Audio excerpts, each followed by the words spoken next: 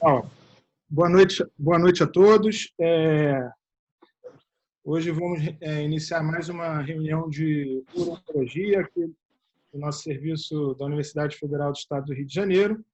E hoje temos a honra de receber o professor Bernardo Garicocheia. Bernardo Garicocheia é hematologista e oncologista, com ênfase no estudo da genética, principalmente relacionado ao câncer de próstata. Ele possui doutorado em biologia da leucemia pelo Royal Postgraduate Medical School, Londres, e em genética humana pelo Memorial Sloan Kettering Cancer Center, de Nova York. Atualmente é o diretor científico do Laboratório de Genética Molecular, atua como oncologista e hematologista do Grupo Oncoclínicas em São Paulo, tem uma vasta experiência aí nessa área de oncogenética em diversos temas dentro da oncologia, especialmente relacionado ao câncer de próstata. Professor Bernardo, primeiro, para a gente é uma honra ter a presença do senhor aqui. A gente, quando fez o convite a ele, foi já no final de setembro e ele me falou que tinham mais de 17 compromissos virtuais aí, presenças virtuais, e agora ele me atualizou, foram mais de 26 nos últimos 30 dias. Então, ele está sendo extremamente requisitado, não é à toa, pela importância que o tema ganha nos dias atuais, especialmente no câncer de próstata, com a droga, com os inibidores da PARP que chegaram agora, que ele deve comentar, né? Terapia-alvo relacionada ao câncer de próstata. Então, para a gente é uma grande honra. Muito obrigado pela sua presença. É muito compromisso. Inclusive, amanhã ele vai estar Você quer aguardar lá no armário? Num evento da Oncoclínicas. Depois eu vou passar o link. É a mesma aula, mas é sempre bom a gente rever, né? Seja muito bem-vindo. O professor Damião, ele não pode estar presente. Como você deve saber, ele é atual diretor do Prebernet atualmente, então tem muitos compromissos, mas mandou um abraço. E aqui está o professor Celso, atualmente é o chefe do chefe de clínica, que está presente aí. Depois ele deve dar algumas palavras. Muito obrigado, Bernardo, seja bem-vindo, e o tempo é todo seu. Muito obrigado, uma boa noite para vocês, obrigado pelo convite, é um prazer estar com vocês hoje à noite. Eu pensei nesses 20 minutos, o que eu poderia falar em termos de genética de câncer, como essa aula seria mais fácil há 10 anos atrás, e acredito que o que a gente pode conversar com vocês sobre genética do câncer de próstata e o que a gente conhece atualmente é basicamente onde é que esse conhecimento impacta na vida da gente, na vida do consultório, na clínica da gente, aonde vocês entram nessa história toda, o que vocês têm que conhecer dessa parte de genética para que propriamente essa informação ela agregue dentro do trabalho de vocês. Então, eu comecei basicamente tentando mostrar para vocês qual é a frequência de mutações genéticas que a gente encontra em pessoas com câncer de próstata. Acho que isso é uma informação importante. Se eu perguntasse isso a queima-roupa para uma boa parte dos urologistas, né, alguns me diriam 1%, outros me diriam 2%, outros talvez se assustassem com a pergunta na hora de dizer, se esse cara está perguntando é porque deve ter uns 20%. Sabe? Mas, até pouco tempo atrás, era um pensamento comum dentro da urologia acreditar que as pessoas que tinham câncer de próstata, que poderia ser derivada de um fator hereditário, de uma herança, de uma mutação genética, eram muito poucas, eram muito raras. Né? E, para surpresa de todo mundo, quando os estudos com tecnologias cada vez mais precisas, cada vez mais específicas começam a acontecer, a gente começou a notar que o número de pacientes com essas mutações era cada vez maior. Tá? Então, esse é um estudo bacana, já que tem mais ou menos um ano, mais ou menos, quase 2 anos já agora, com 3.500 pacientes, onde um painel extenso de genes foi estudado. E o que se verificou foram várias coisas muito interessantes. Né? A primeira delas é que, assim, uma quantidade muito grande de pacientes tinha mutação. Depois eu vou dizer quanto essa quantidade muito grande é, mas os dados que chamavam mais a atenção era que a mutação mais comum de todas era do gene BRCA2 e era muito, mas muito mais comum que as outras. Ela praticamente era o dobro da segunda colocada, que é a mutação no gene CHEK2. E a terceira no gene ATM, sabe? Eu quero pular aqui para mostrar que o gene BRCA1, que a gente se apega tanto, né? Fala em BRCA1, BRCA2 o tempo todo, até por conta de câncer de mama e de ovário, é uma mutação mais infrequente em câncer de próstata. Tá? Ela fica realmente bem atrás dessas e atrás de mutações importantes em genes que são responsáveis por um tipo de reparo de DNA que a gente chama de mismatch repair, que quando não funciona esse tipo de reparo, o paciente apresenta um fenômeno chamado instabilidade de microsatélites e ele pode ser um tremendo candidato, se tiver doença avançada, doença metastática, ao uso de imunoterapia. Tá? Então, a primeira coisa é que BRCA1 não é um gene tão comum, mas BRCA2 é muito comum nesses pacientes. Além disso, existe uma quantidade muito grande, quando a gente pede esses painéis genéticos, de genes que, na verdade, não tem absolutamente nada a ver com câncer de próstata. Tá? E eles estão nesse grupo aqui chamado de Other, e a gente acaba descobrindo muitas vezes, quando faz esses painéis no paciente, que o câncer de próstata que a gente está estudando naquele paciente é simplesmente um tumor que a gente chama de fenocópia. Aquela família tem uma mutação para outros tipos de câncer, na verdade, não é? Mas daquele paciente que eu estudei, ele tem um câncer de próstata. Tá? É um fenômeno, até porque é muito comum câncer de próstata.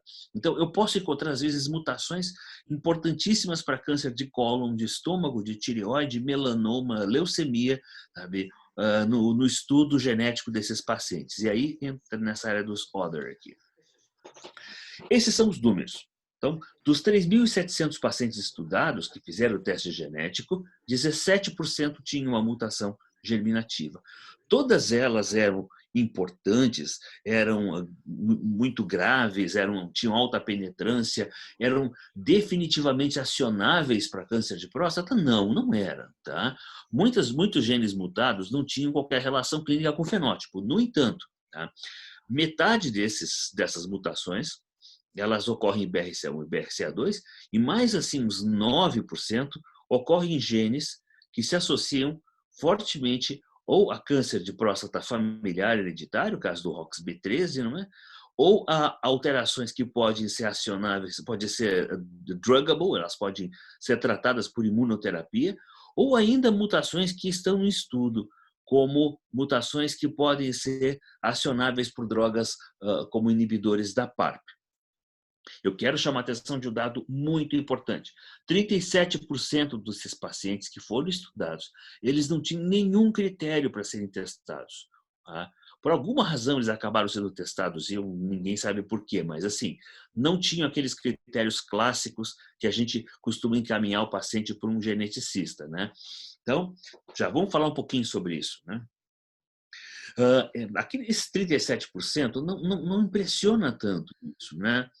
Dessa pessoa não ter uma história familiar tão importante ou uma história familiar que envolve gente com mais idade, com 80 anos, 90 anos, tá? Ou o próprio paciente ter tido seu câncer de próstata aos 70 anos de idade, sabe? Ou seja, não são aqueles critérios claros de idade ou de uma história muito intensa. E uma das razões é que a taxa de hereditabilidade para câncer de próstata é a mais alta entre todos os cânceres humanos. Quase 60% dos cânceres de próstata existe um papel na hereditabilidade. E ela pode ser mendeliana, dominante, como aqueles genes que eu mostrei para vocês, 17%, tá? Ou um pouco menos que aquilo, a gente vai admitir uns 12%, que seriam de origem mendeliana, genes fortes, que com uma única mutação são capazes de aumentar muito o risco do paciente para câncer de próstata, ou elas podem ser resultado de heranças poligênicas. E aí eu tenho um fenômeno chamado de pleiotropismo, sabe? Que não obedece muito bem a heranças mendelianas, tá? Mas o pai e a mãe passam fatores genéticos, ou seja, variantes genéticas, polimorfismos sabe, que são capazes de aumentar o risco daquela pessoa para câncer de próstata. É por isso que quando você tem alguém na família que teve um câncer de próstata, o seu pai, o seu tio, o seu irmão, o seu risco imediatamente aumenta. Inerentemente aumenta, porque a possibilidade de você ter dado algum dos genes, do pacote dos genes, dos poligenes que podem causar câncer de próstata é relativamente alta, de 60%. Outra coisa, a taxa de mutações novas é muito alta. O que isso significa? Muitos pacientes não têm história familiar nenhuma para câncer de próstata e eles apresentam câncer de próstata com 48 anos de idade, né? E aí a gente vai fazer um estudo germinativo nesses pacientes e encontra uma mutação neles. Esse cara chama-se fundador. A mutação dele é a primeira a aparecer na família e ele vai transmitir para os seus descendentes. Mas a gente não vai encontrar nos ascendentes essa mutação. Tá?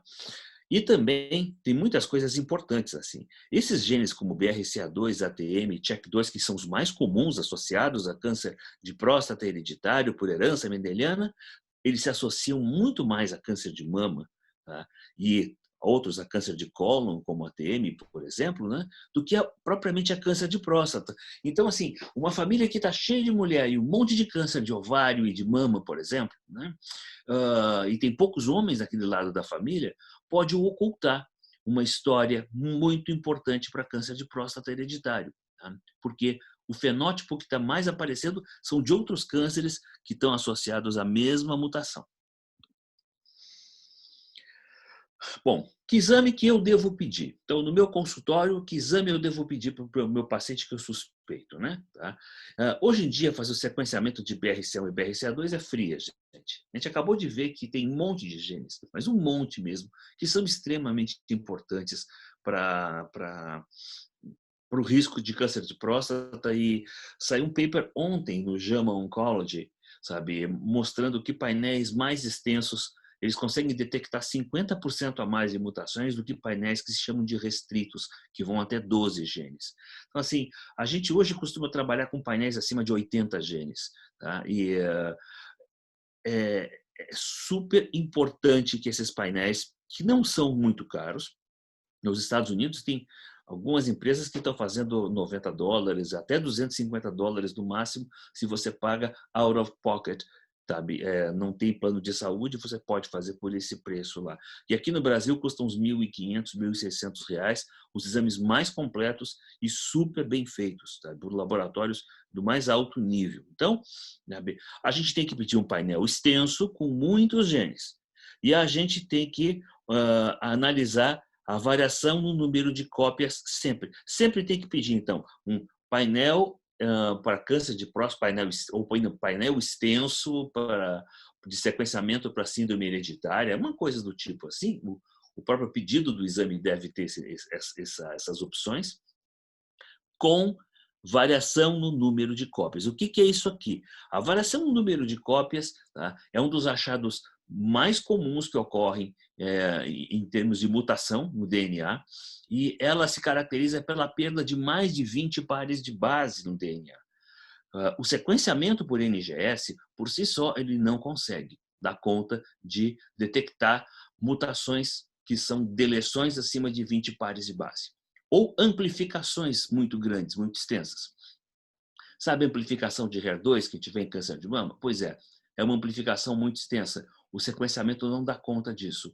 Então, para eu achar isso, eu preciso fazer um estudo que ou ele depende de uma sonda de DNA, ou então, se eu quero estudar isso em todos os genes, dos 100 e poucos genes do painel que eu estou vendo, eu utilizo um cálculo matemático que é feito pelo próprio computador, assim, que está fazendo a própria análise do DNA para a gente. Tá? Ele conta para a gente, sabe, se aquela região daquele gene está duplicada ou se ela está deletada. Tá? Resumindo, um painel extenso, sempre que possível, porque vocês não sabem qual é o gene que pode estar envolvido, contendo variação no número de cópias. Hoje, as recomendações para testagem são pessoas com história familiar, com idade jovem, tá? Mas eu queria lembrar, sabe, que Todos os pacientes com doença avançada e metastática também devem ser estudados. Tá? Eles compõem um grupo muito especial de indivíduos que possuem uma frequência muito mais elevada do que a média de mutações genéticas. Tá? E é muito importante, assim, no futuro próximo, quando esse teste ficar a um custo muito baixo e quando a gente conseguir vencer os obstáculos psicológicos da população a respeito do que significa a testagem genética no capítulo da prevenção das doenças de maneira geral, não é? Do mesmo jeito que a gente consegue hoje medir a pressão, que a gente consegue fazer Papa Nicolau, mamografia, sabe? O teste genético a ser embutido nisso para poder ajudar as pessoas a fazerem prevenção, acredito que isso vai ser um fenômeno que a gente vai fazer em praticamente todos os pacientes. Sabe? Vamos dizer que 12% de todos os pacientes com câncer de próstata têm uma mutação muito importante. Olha o que isso pode significar para as famílias dessas pessoas. Eu não estou falando em um indivíduo, eu estou falando em dezenas de indivíduos de uma família. E 12% dos casos de câncer de próstata não é pouca coisa, gente. É um dos tumores mais comuns da espécie humana. Realmente tem muita gente em risco. Tá? Uma outra dica que o exame genético germinativo me dá é sobre o prognóstico. Então, por exemplo, quando a gente olha para mutações em BRCA1 e BRCA2, o que a gente nota é que todos os pacientes que têm mutação em BRCA1 e BRCA2 e têm câncer de próstata, tá, eles apresentam tumores com maior fator de risco, um fator de risco mais alto. No entanto, só os pacientes com BRCA2 tiveram um impacto na mortalidade por câncer de próstata e não os com BRCA1. Isso é interessante porque as mulheres que têm câncer de mama e têm mutação em BRCA1 têm um prognóstico melhor. Apesar de elas terem características de tumor mais grave, como tumores triplo negativos, por exemplo, que são tumores muito agressivos, não é? Elas têm um prognóstico, uma sobrevida melhor do que as mulheres que têm câncer de mama e que não têm a mutação. E o mesmo ocorre no câncer de próstata. Esses pacientes têm tumores muito mais assustadores, eles têm tumores que podem ter um grau mais avançado, mas a progressão desses tumores é mais lenta. Sabe? No caso do BRCA2, não. Esse é um tumor, essa é uma mutação que realmente é extremamente preocupante. Esses pacientes costumam apresentar evoluções muito bruscas e muito dramáticas. Aqui a gente consegue a comprovação no estudo ProRepair-B, tá? Onde a gente vê que os pacientes que não têm mutação formam essa curva aqui, sabe? Em termos de sobrevida, né? E os pacientes que tinham mutação em BRCA1, BRCA2 e ATM tinham uma curva bem inferior. Agora, quando eu tiro o ATM e o BRCA1 e fico só com o BRCA2 e repito o experimento, olha o que eu observo. Sabe? Distanciamento entre a curva dos não mutados e dos mutados só para BRCA2 é impactante demais. O que me faz pensar que provavelmente as mutações em ATM e BRCA1 não tenham tanta importância assim do ponto de vista prognóstico nesses pacientes, mas em BRCA2 sim. E qual a importância disso para o urologista? Sabe? Vigilância ativa. Se eu tenho um paciente com uma mutação em BRCA2, sabe, que teve um câncer de próstata avançado, e o irmão dele testou e também tem a mesma mutação, tá? Eu tenho que colocar esse paciente em vigilância ativa. Quanto tempo? Bom, tem um monte de estudo andando, gente, a respeito disso. Saber qual é que é a maneira mais segura de eu poder acompanhar um paciente de altíssimo risco como esse aqui. Tá? Mas, assim, no curto prazo é isso. Gente, a cada 4 meses, um PSA, sabe? Sei lá, a cada 6 meses ou a cada ano, vamos fazer uma ressonância de pelve, né? Toque retal, a cada 4 meses, tem que se comprometer porque é a tua vida que tem jogo aqui. A gente não está falando de brincadeira, a gente está falando de uma mutação, sabe? Que quando aparece, em metade dos pacientes a gente já encontra a doença avançada, metastática. Tá? Bom, esses eram os painéis germinativos. A gente vai falar agora dos painéis somáticos, tá? Então, assim, os painéis somáticos eles têm outro objetivo em relação aos painéis germinativos. Eles são utilizados para paciente com doença avançada, metastática, e o objetivo da gente é buscar mutações no tumor, porque eles são estudados no tumor, ao passo que o painel germinativo te estuda no sangue ou na saliva. Tá? Esses aqui te estudam no tumor, busca as mutações no tumor para encontrar drogas-alvo que possam nos ajudar. Eles são especialmente úteis quando a gente falhou as linhas de tratamento mais claras, mais óbvias. Sabe? Esse foi o primeiro uso dos painéis somáticos. Não é?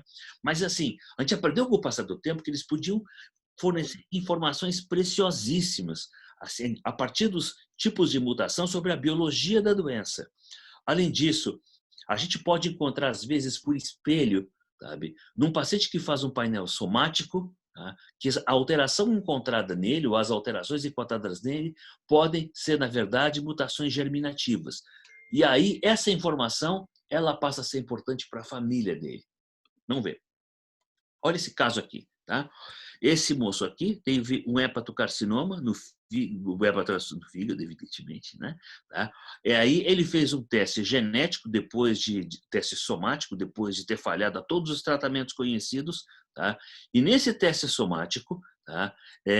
Foi encontrada uma mutação. Vamos lá, então. A história dele era um pai com câncer de próstata, um tio com câncer de próstata e melanoma, 3 primas com câncer de mama. Tá? Esse é o resultado do painel somático dele, o Foundation One, não é? Infelizmente, era um paciente que não era candidato ao uso de imunoterapia, tá? Ele tinha várias mutações, algumas delas davam esperança para a gente, para usar drogas novas que estavam em desenvolvimento, né? Especialmente os fibroblast growth factors, tá? Mas tinha uma que chamava atenção. Quando eu olhei isso aqui, eu falei, cara, sabe, tem algo de errado aqui. Essa mutação especificamente é uma mutação que só aparece na população brasileira. Ela é uma mutação germinativa, ela causa uma doença chamada síndrome de Li-Fraumeni, mas exclusivamente na população brasileira, porque ela foi importada de Portugal para cá no século XVIII, tá? E a pessoa que trouxe essa mutação, ele era um fundador, ele era o primeiro a ter essa mutação. Tá? E ele espalha essa mutação do Rio Grande do Sul até o interior de São Paulo e parte de Minas Gerais, tá? Para no século XIX, quando chega a família real no Rio de Janeiro, essa mutação aparecer lá. Esse sujeito era um tropeiro, o cara que foi o primeiro que teve essa mutação, e ele deve ter tido por baixo, na geração dele, na vida dele, pelo menos uns 100 filhos. Sabe? Coisa que não é tão incomum na história, assim como a gente imagina. E a primeira reação da gente foi dizer, esse paciente tem uma síndrome de Li-Fraumeni, vamos atrás, vamos ver o que a gente encontra, e a gente encontrou que, de fato, ele tinha uma síndrome de Li-Fraumeni através do exame da saliva dele, né? E que a filha dele também. Então, como essa mutação ela aumenta em 70 vezes o risco de câncer de mama em pessoas abaixo de 30 anos, sabe? A filha dele já entrou num programa de prevenção para câncer de mama, para que a gente possa descobrir muito precocemente se ela apresentar câncer de mama. E eu vejo, meu ponto de vista, que a gente salvou a vida dessa pessoa. Então, o exame que o pai dela fez, infelizmente, não pôde salvá-lo, porque não tinha muitas drogas que pudessem ajudar, mas conseguiu indiretamente salvar a vida da filha. Como é que a gente diferencia a mutação somática de germinativa? Então, bom, como esse caso. Então, eu tenho uma mutação que é super conhecida como germinativa. Então, estou fazendo o teste somático e encontro uma R337H do P53. Essa mutação eu sei que é germinativa, tá? Então é fácil de ver. As mutações de BRCA1 e BRCA2 em judeus Ashkenazi, por exemplo, elas são super comuns nessa população. Tá? Então, nesse caso, quando eu encontro num painel somático essas mutações, eu já tenho uma ideia que é germinativa. Tá? Quando a mutação tem uma frequência alélica próxima a 50%, o que significa? Metade dos cromossomos daquele material que está sendo estudado pelo patologista ou no laboratório de genética, sabe, tem a mutação. Se metade do material genético tem a mutação, provavelmente esse indivíduo herdou essa mutação. E não foi o câncer dele que adquiriu essa mutação. Sabe? As mutações que são somáticas, elas costumam ser muito abaixo de 50%, na faixa de 30%, 20%. Tá? A mutação, por exemplo, ela pode afetar um gene que está associado a uma síndrome hereditária. Por exemplo, tá? O gene RET. Tá? Então, assim, gene RET me lembra neoplasia endócrina múltipla, por exemplo. Né? Tá? Ou então uma mutação muito, muito rara, por exemplo, mas que está associada a cânceres que podem ser identificados na história da família. Então, esse paciente apresenta, se paciente tem 48 anos, apresenta um câncer de próstata, ele faz um teste somático, no teste somático vem uma mutação do gene NF1, da neurofibromatose. Aí você examina com calma esse paciente e você encontra manchas café com leite nele, que são discretas. E você começa a perguntar para ele, e ele começa a dizer e descrever várias pessoas na família que apresentam neurofibromas, manchas café com leite, alterações oftalmológicas, sabe? Então, você pode, a partir de uma mutação encontrada num painel somático, saber que ela é germinativa por esse meio. Tá? Os painéis somáticos nos ensinam também coisas sobre a biologia da doença. Tá? Uma das coisas fascinantes é que esse é um estudo chamado Stampede, um estudo absolutamente enorme, impressionante, incrível, cheio de braços. Tá? Eles aproveitaram a quantidade de material que eles conseguiram reunir desse estudo, para poder entender o que acontecia com os pacientes que tinham mutações em BRCA1, BRCA2, né? E câncer de próstata. Tá? Eu vou resumir isso aqui em um slide só. Esse aqui é o material somático do paciente. Então, é a biópsia de próstata do paciente. Tá? O que eles encontraram? Pacientes que tinham uma baixa carga metastática, tá? Eles tinham mutações em grande quantidade, por exemplo, tá? Em genes como PIK3CB, por exemplo, tá? E tinham pacientes com alta carga metastática, hein, gente? BRCA2. Tá? Chamava a atenção. Eles tinham uma baixíssima carga de mutação em genes que são expressores de transmembrana, tá? Que influenciam bastante na expressão do receptor de andrógeno. No entanto, os pacientes que tinham baixa carga metastática, eles praticamente não tinham mutação em BRCA2. Tá? E a gente vê que o PIK3CB, por exemplo, é um pouco inferior ao que a gente encontra na doença altamente metastática, mas quando a gente vai para esse marcador aqui, ele é o dobro, ou seja, esse modulador do receptor de andrógeno, ele está muito mais aumentado nos tumores de baixa carga do que de alta carga. O que me faz pensar que esses pacientes aqui estão muito mais próximos num contínuo, entre aquele cara que é receptor sensível, aquele cara que é receptor mais ou menos resistente com uma alta carga e aquele cara que está muito próximo de ser um receptor completamente resistente. Né? E que esses pacientes têm uma forte associação com mutações em BRCA2. Tá? Eu aprendi mais coisas também junto com os testes somáticos. Tá? Uma das coisas mais fascinantes é qual é o mecanismo mais comum que faz com que o paciente que está tomando olaparib, inibidor de PARP, por causa de um câncer de próstata metastático, apresente resistência ao tratamento. E o mecanismo mais comum, para surpresa de todo mundo, não é o que a gente encontra em outras drogas-alvo, né? Que geralmente é uma mutação no sítio de ligação da droga. Nesse caso, não. São mutações que ocorrem no gene BRCA2 no tumor, e essas mutações têm a capacidade de reverter o fenótipo BRCA2 que não funciona no paciente. Então, o paciente ele não tem, por exemplo, ele tem uma mutação germinativa em BRCA2. Ele nasceu com uma mutação germinativa. Não é? E aí, no tumor, ele está respondendo ao olaparib. Aí, no tumor, ele herda uma outra mutação. Ele ganha uma outra mutação no tumor, por conta de uma alta carga tumoral ou uma instabilidade genética. E essa mutação reconstitui a ação do BRCA2. Ela como se contrabalançasse o efeito do BRCA2 mutado. Tá? Então, ele passa a ser não mutado mais e, dessa forma, o inibidor de PARP ele não funciona mais nesses pacientes. Tá? Isso é um mecanismo muito interessante e que foi descrito pela primeira vez nesses pacientes com câncer de próstata. Para terminar, eu acho que tem algumas perguntas que a gente pode aprender também, responder também na questão da sensibilidade do câncer de próstata às drogas. Só para lembrar vocês, em maio de 2020, né, o FDA aprovou o rucaparib e olaparib para o tratamento de câncer de próstata metastático. Tá? E eles tinham que ter, esse câncer de próstata, esses pacientes tinham que ter mutações germinativas ou somáticas, sabe? Em BRCA1 e BRCA2, tá? E também já tinham que ter recebido terapia para receptor de andrógeno. Tá? O estudo com o rucaparib foi feito apenas nos mutantes em BRCA1 e BRCA2, e esse estudo chama-se Triton 2. O olaparib, no entanto, foi feito num estudo maior, o Profound, né, onde eles estudaram 14 genes de reparo. Então, além desses dois, estudaram mais 12 genes. Mas o estudo com o rucaparib começou antes, e ele recrutou um número muito grande de pacientes com BRCA1 e BRCA2. Tá? Então, isso permitiu que esse pessoal aqui, um estudo publicado um pouco mais de um mês atrás, sabe, tentasse responder 4 perguntas sobre a eficácia do tratamento. Tá? Então, a eficácia determinada pela queda dos níveis de PSA, tá? O PSA 50. Tá?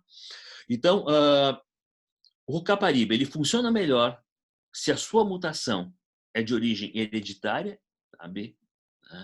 Ou se ela apareceu no tumor. Se ela é germinativa ou se ela é somática. Tá? O rucaparib funciona melhor se a mutação ocorre em um alelo só do BRCA1 ou do BRCA2, ou se ela afeta os 2 alelos de uma vez só. Tá? O tipo de mutação que afeta o BRCA1 ou o BRCA2, uma deleção, uma mutação missense, isso afeta a resposta à droga. Tá? Finalmente, BRCA1 e BRCA2, eles têm respostas diferentes ao rucaparib? Vamos tentar responder isso aqui, e as respostas são essas. Tá?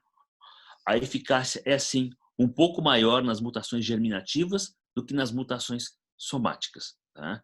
61 contra 51%. Então, os pacientes com mutação germinativa tendem a responder melhor a inibidor de PARP. Mas é muito, mas muito mais importante quando as mutações são bialélicas do que as monoalélicas. E faz todo sentido, né, gente? 75 versus 11%. A mutação monoalélica, tá? Eu ainda tenho um alelo que consegue produzir a proteína. E isso é claro que diminui a eficácia da droga. Agora, as mutações bialélicas, elas acabam com os 2 alelos, o gene do pai e o da mãe que eu recebi. E aí, então, o que acontece? Eu fico completamente sem capacidade de poder fazer reparo de DNA. São esses pacientes que são os que melhor respondem ao tratamento. Tá? E é por isso que as deleções, sabe, são muito mais importantes do que outros tipos de mutação. Uma das razões é que as deleções, elas não permitem que haja mutações de reversão. Ao passo que nos outros tipos de mutação, mutações de reversão podem ocorrer. Tá? E a eficácia é muito maior em BRCA2 do que BRCA1, 60% versus 15%. Por que isso? Porque as mutações em BRCA2 são frequentemente bialélicas. Isso é super importante. Tá? Porque as mutações em BRCA1 apresentam também mutações em TP53 e PTEN com muita frequência. E essas mutações, elas reduzem o efeito dos inibidores da PARP. Tá? Dessa forma, eu fiz uma análise com vocês bastante rápida, assim, sobre o que nós aprendemos, isso praticamente nos últimos 5 anos, sabe? Sobre a frequência das mutações em pacientes com câncer de próstata, como isso é frequente, como isso é importante. Tá? A segunda coisa, o que a gente pode aprender quando encontra uma mutação nesses pacientes a respeito do fenótipo deles. Sabe? A terceira coisa, as mutações somáticas. Para que servem esses painéis somáticos, não é? Então, eles nos ajudam a não só definir uma droga para tratamento, mas eles também estão nos ensinando sobre biologia da doença, sabe? Da mesma forma que os painéis germinativos, eles estão nos ensinando finalmente assim qual é o melhor paciente que pode receber o inibidor de PARP, tá? E quais são os pacientes que vão apresentar resistência. Se eu pudesse resumir o que a gente conseguiu nos últimos 10 anos nisso, e vocês conseguiram compreender, eu acho que a meta está atingida. Eu quero agradecer para todos vocês por estarem 8 horas da noite aqui comigo, 8h30, né? Compartilhando essa aula aqui, tá? Muito obrigado e um bom vinho para todos vocês agora. Boa noite, professor Bernardo. Boa noite. No início eu estava com um probleminha no som, a gente não conseguiu conversar ali um pouquinho antes da apresentação. Primeiramente, gostaria de agradecer o senhor pela aula sensacional, né? Quando eu estava na faculdade de medicina, né, eu escutava os mais velhos, que a gente chama, falarem. O futuro da medicina, principalmente da parte de oncologia, está na genética. Eu escutava aquilo com uma esperança de acreditar. Em 2016, eu fui para um congresso da SUO e o congresso foi praticamente todo falando sobre genética. Então, naquele dia eu falei, realmente aquilo que os mais velhos falavam lá atrás sobre a genética estava se tornando realidade. E hoje a gente pode observar que a genética veio para ficar e hoje já com ganhos muito significativos na medicina, né? Hoje a gente já vê, por exemplo, os novos guidelines, incluindo, né,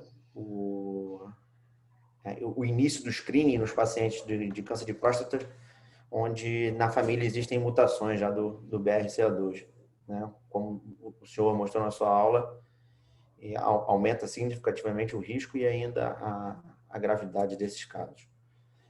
Na realidade, eu tinha algumas perguntas para fazer para o senhor, né? Primeiramente, hoje a gente já viu também, além da questão do screening, esses trabalhos recentes mostrando o benefício do olaparib, do caparibe, nos pacientes já com mutações. Agora, qual seria o paciente indicado a gente fazer a análise? Seriam todos os pacientes, qualquer paciente, por exemplo, aquele paciente com 63 anos, sem história familiar, que acabou diagnosticado por um câncer de próstata, ou aquele paciente mais jovem que desenvolve um câncer de próstata com uma agressividade maior, ou então todos os pacientes que já apresentem doença metastática. Eu gostaria que o senhor pudesse explicar um pouquinho sobre isso. Vamos lá, essa é uma boa pergunta e é uma pergunta fácil de responder para as pessoas guardarem. Qualquer paciente com câncer de próstata abaixo de 60 anos deve fazer o teste germinativo. Qualquer paciente com câncer de próstata com história familiar, sabe, pelo menos 2 familiares de primeiro grau, deve fazer o teste. Qualquer paciente que tenha doença avançada, ou avançada local ou metastática. Tá? Com isso em mente, a gente está fazendo o teste germinativo, não é pensando em usar o olaparib, né? A gente está pensando em fazer um teste germinativo nessa pessoa porque ele pode estar transportando nele um gene que está presente em diversas outras pessoas da família, né? E nesse caso, ele, como eu apresentei para vocês, ele pode ser a pessoa que vai salvar a vida de muita gente dentro daquela família, por conta dessa informação que ele vai disseminar. A segunda coisa é, se o paciente está com a doença avançada e vocês estão pensando em fazer algum tipo de modificação no tratamento dele. Então, já praticamente estão queimando as linhas mais comuns de tratamento. Aí, nesse caso, é interessante fazer o painel somático, né? Ele vai poder dar uma informação muito maior sobre drogas que vocês podem utilizar. Então, seriam basicamente esses os momentos onde a gente utilizaria um ou outro painel, né? O painel germinativo mais do começo, o painel somático mais na decisão terapêutica em pacientes que já falharam a várias drogas, né? Então, castração resistentes e já falharam outras linhas de tratamento. Ótimo. Uma outra dúvida, professor. Numa situação de a gente encontrar uma mutação, vamos supor, do BRCA2 num paciente, quais seriam os familiares que a gente deveria manter uma vigilância ativa maior? Os de primeiro grau ou isso se estenderia para outros familiares, além dos de primeiro grau? Quando a gente encontra num paciente com uma história familiar que se estende por várias gerações, de câncer de mama, ovário, próstata, até cólon, né? Você pode estender sim para familiares de segundo grau. Tá? Então, geralmente a gente começa assim. Então, o pai do paciente ou a mãe, dependendo do lado da família que aparecem esses casos de câncer, né? Tá? E aí os tios fazem o teste, sabe? Porque quem não tiver a mutação não precisa, os filhos dessa pessoa não precisam fazer o teste, né? O paciente que não tem história familiar, e isso é muito importante, né? Tá? Aí só os familiares de primeiro grau deveriam ser testados, porque um fenômeno que é relativamente raro, mas pode ocorrer, tá? É que esses pacientes sejam portadores de uma mutação por uma alteração pré-meiose ou pré-meiótica, né? Esses mosaicos pré-meióticos são uma coisa mais ou menos assim, ó. O pai ou a mãe tem todas as células somáticas do corpo normais, XX ou XY, né? Tá? Mas as células germinativas dessas pessoas têm a mutação. Então, quando estão se formando as oogônias, as espermatogônias nessas pessoas, essas células adquirem a mutação, a célula-tronco delas na verdade, que desenvolve as oogônias e espermatogônias, ela adquire a mutação e só as células germinativas dessas pessoas apresentam mutação. Então, a pessoa não tem um risco aumentado de ter câncer de próstata, ovário, mama, o portador. Mas os descendentes dessa pessoa, sim. Tá? Então, como isso pode ser um fenômeno de mosaico pré-meiótico, a gente costuma, quando tem uma pessoa com tumor metastático, de também pedir o teste para os familiares de primeiro grau. Mas a gente só faz isso se você testar o paciente e encontrar a mutação, tá?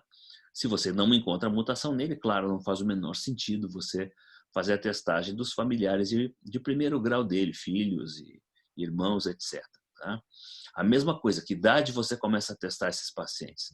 Eu começaria na faixa dos 40 anos de idade, tá? Eu não começaria muito antes disso. Eu acho que não faz muito sentido. Os pacientes ficam muito ansiosos, tá? E eu deixaria para começar essa testagem mais próximo do momento em que você pretende começar a fazer a vigilância ativa. Ótimo, professor. Muito obrigado. Queria passar para o Paulo. Se tem alguma pergunta para fazer para o senhor também. Professor, parabéns, obrigado. Vou economizar aqui nas palavras. A gente tem 2 oncologistas de peso aqui, o Pedro Masson, o Vitor Marcondes. Antes de passar a palavra a cada eu queria só fazer uma perguntinha, aproveitar. Assim, na doença metastática, né? Eu acho que esse doente ele acaba ficando mais com o oncologista e vocês fazem essa solicitação dos exames, do teste genético somático, até para ver a questão do uso da platina ou não, e já ver se vai intensificar tratamento ou não. Mas eu queria focar rapidamente aqui na doença mais localizada, especificamente na vigilância ativa, que é uma área aqui que a gente está com os residentes e nós urologistas aqui temos bastante experiência nisso. E eu queria saber a sua experiência, porque eu vi na sua aula você comentando em relação a teste germinativo, né, por ser mais barato, paciente com vigilância ativa. Eu recentemente até tive um paciente que estava em vigilância, mas era um péssimo candidato, porque, enfim, ele era jovem, muito jovem, tinha uma história familiar, tinha um PSA alterado, porém um Gleason 3 baixo risco e a ressonância de segmento veio um PIRADS 2, né? E aquilo me deixou meio angustiado e eu até pensei em solicitar um teste, né? Mas acabou que eu fiz uma biópsia por fusão, que o tumor era anterior, e veio um ISUP2 e me facilitou a vida. Mas a minha pergunta é em relação ao paciente de vigilância ativa. A gente tem esses testes muito caros, né? Tem o Decipher, principalmente. Eu já tentei solicitar uma vez, é muito caro, é mais de R$12.000. Eu queria saber do senhor em relação ao teste germinativo nesse paciente, né? Por exemplo, esse é um paciente que tem história familiar, né? Que é esse paciente meu, esse caso, né? Então, eu queria saber como é que você vê essa questão da vigilância ativa em relação aos testes genéticos, se fica mais restrito a esses testes somáticos caros, ou se tem algum espaço para teste germinativo. Claro, se tem história familiar, aumenta a possibilidade de a gente solicitar. Qual é a sua experiência nisso, e especialmente os testes somáticos nesse perfil de paciente? Os testes somáticos no paciente que você quer determinar o tipo de vigilância ativa, tá? Eles ainda exigem uma validação mais extensa. Eu acho que mesmo o Decipher, ele é um teste que ele não foi completamente validado e a gente não tem muita certeza ainda de quantas vidas vão ser salvas para cada teste que você faz. Tá? No caso dos testes germinativos, tá? Isso muda um pouco. Assim, é muito mais fácil de você acumular informação, acumular dados, quando você trabalha em cima de uma informação. Mutação em BRCA2. Bom, aí eu junto um monte de paciente que tem mutação em BRCA2 e em pouco tempo tem 3.000 pacientes, 4.000, e eu consigo ver o que acontece com essas pessoas. Eu consigo elaborar estudos clínicos, sabe, que são muito rápidos. Então, assim, o que a gente vê, o que eu apresentei para vocês aqui, é que os pacientes que têm mutação em BRCA2, tá, são candidatíssimos a fazer vigilância ativa. Tá?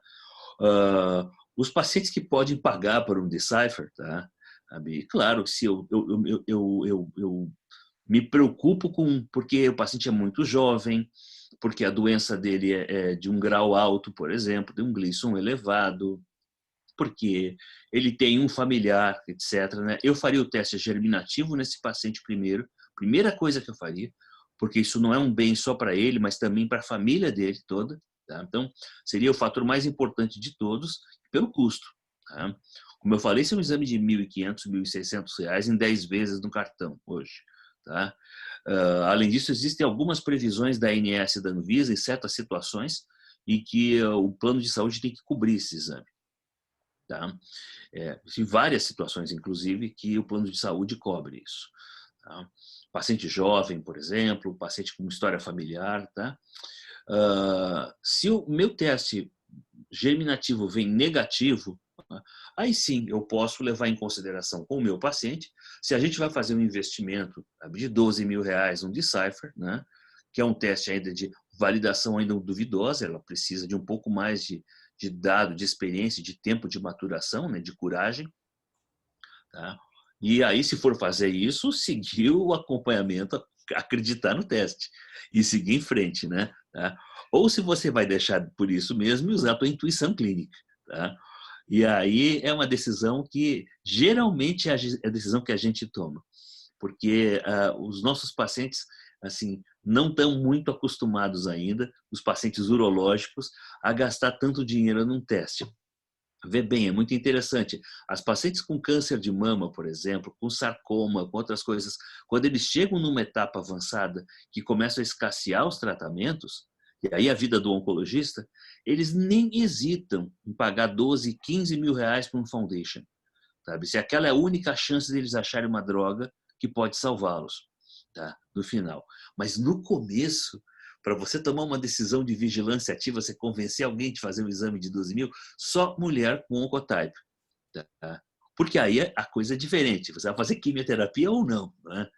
Vai perder o cabelo todo, vai passar mal 6 meses. O cara põe na ponta do lápis, pô, 12.000, até que não está caro para eu poder, sabe, evitar todo esse sofrimento aqui.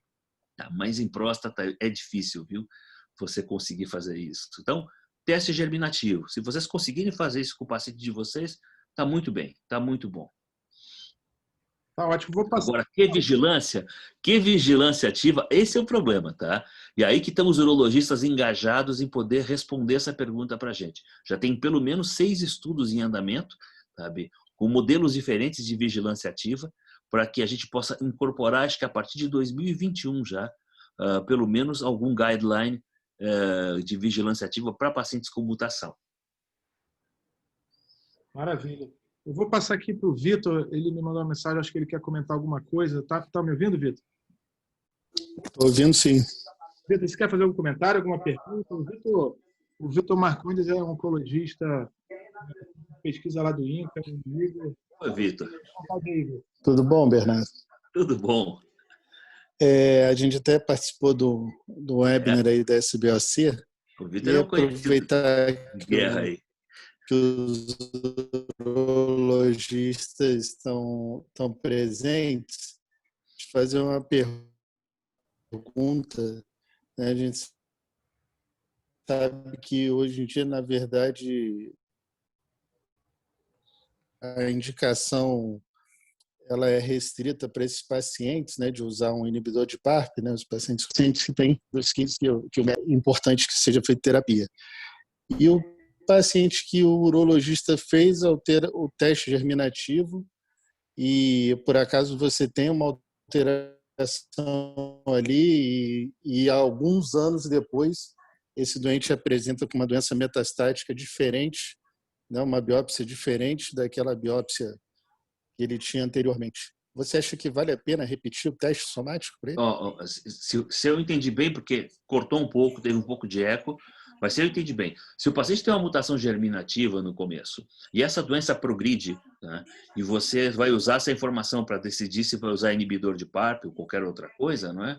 Não precisa repetir o teste. Uma vez que você tem um teste germinativo, ele é para sempre, tá? Ou seja, está em todas as células do corpo. Agora, o teste somático, essa é uma excelente pergunta. A gente tem muito problema com próstata, porque muita doença metastática ocorre em osso. E o problema é você fazer biópsia óssea, Vitor, tá? E descalcificar. Então, quando você descalcifica a biópsia óssea, o DNA e o RNA vão para o saco, eles vão para o brejo. Tá? A quantidade de material que você acaba no final é geralmente menos de 5 microgramas de DNA, o que faz com que a profundidade da leitura seja muito pequena, o que é muito ruim para o teste somático. Então, assim, quando a gente vai fazer uma segunda biópsia no paciente que, sei lá, teve o seu diagnóstico há 5 anos atrás, né? Sempre, é claro, é melhor ter o resultado de uma lesão mais recente, a última lesão que o paciente teve, do que uma lesão de 5 anos atrás, porque a gente sabe que ela sofre novas alterações genéticas, ela se modifica, né? Então, se você for fazer uma biópsia, a preferência é sempre por um tecido não ósseo, tá? Se for possível. Se não for possível, se a metástase for puramente óssea, tá? Bom, aí tem um jeito, tem certas substâncias que você pode pedir para o patologista no laboratório, que elas conseguem fazer a preservação do DNA ou do osso sem fazer uma descalcificação, por EDTA, por exemplo, né? Então, assim, tem que avisar para o patologista, olha, a função dessa biópsia aqui é mandar o material para o foundation, mandar o material para um teste somático, tá? E aí, pô, vocês trabalham em hospitais de referência no Rio, tudo. Claro que se o cara está lá no meio do mato, é complicado para burro, mas aí vocês vão conseguir com certeza, sabe? Que o patologista abra uma exceção para vocês e traga um tubinho daqueles lá que custa um pouquinho mais caro do que o tubo comum que ele faz a biópsia com descalcificação. Tá? Então, a recomendação é essa, sempre tentar biopsiar a metástase, tá? E sempre que, se a metástase ela for óssea, tentar fazer sem descalcificação, tá? Para o painel somático. Professor, a gente está chegando no nosso limite do horário, a gente sempre tenta manter aí 1 hora para não cansar para a semana que vem. Só tem mais uma perguntinha aqui, se o senhor permite, do nosso residente de 2º ano, Ernesto. Está ouvindo, Ernesto? Estou ouvindo, professor. Eu vou passar a pergunta dele, aí depois o Fernando finaliza aí com o senhor. Muito obrigado. E é sempre bom, não será a última vez que a gente vai tocar nesse assunto, e o senhor é sempre bem-vindo aos nossos temas. E depois eu vou deixar o link que a Mariane me passou da sua apresentação amanhã na Oncoclínicas, né? Vai ter um debate aí com outros oncologistas, e aí é uma oportunidade. Já aviso, pessoal, vai ser a mesma aula, não deu tempo de preparar outra, tá? Então, podem ficar tranquilos. Pode perguntar, desculpa. Boa noite, professor. Primeiramente, obrigado pela aula. Acrescentou bastante para a gente. Uma dúvida que eu tenho a gente sabe que câncer de mama, hoje em dia, tem algumas vertentes em que você acha, por exemplo, a mutação do BRCA1 e você acaba indicando uma mastectomia profilática para esses pacientes antes delas desenvolverem o câncer de próstata, o câncer de mama.